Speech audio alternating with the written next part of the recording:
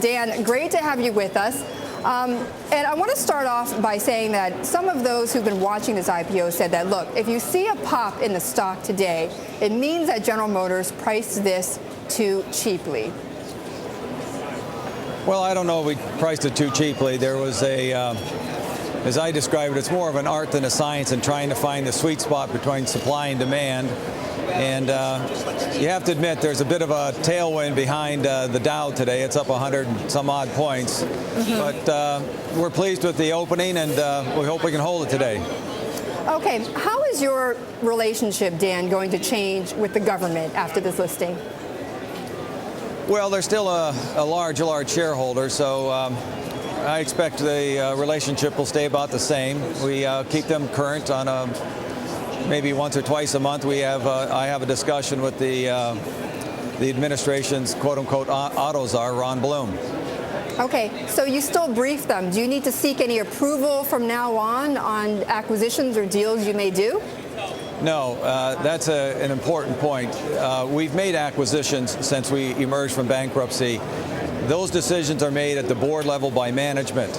The corporate governance mechanism here is that the governments of Canada and the United States, the VIBA, the trust, health trust, what they do is at an annual meeting, if they don't like the way the board's governing the company or overseeing the governance of the company, then they replace the board just like any other corporation in America. Okay. Now I know this IPO is going to go a long way towards convincing the public longer General Motors controlled by the government. However, there's still a lot more work ahead. What more do you think you need to do to convince consumers that this is not a government-controlled enterprise?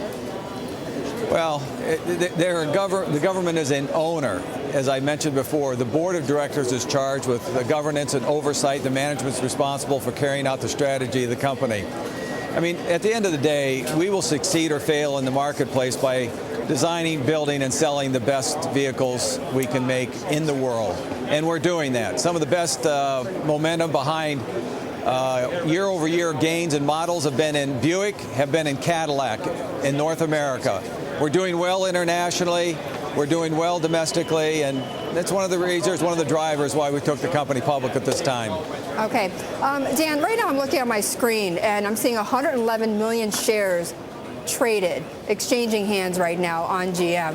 What do you make of this immense amount of volume on General Motors?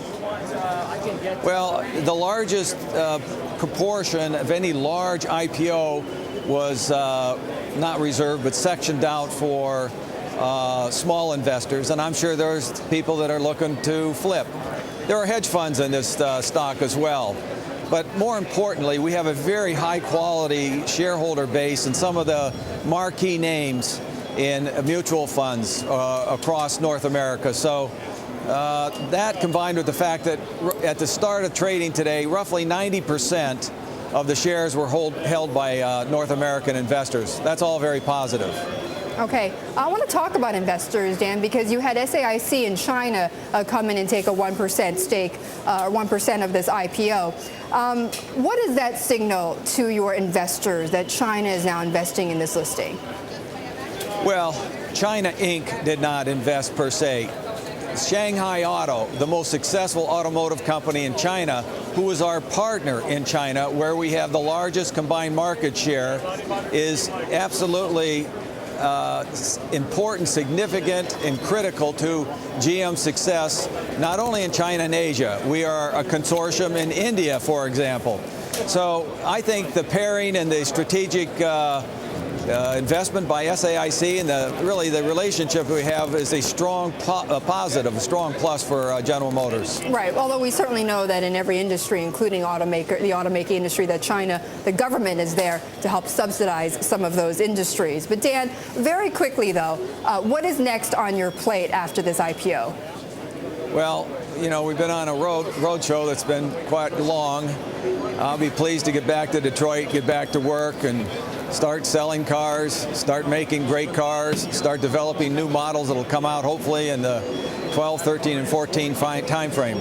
Testimony to the innovation and creativity of General Motors, though, just this week, Motor Trend named the Volt the first real electric car, electric range, extended range car. We can literally drive that car from New York to Los Angeles, and we start to go into commercial production.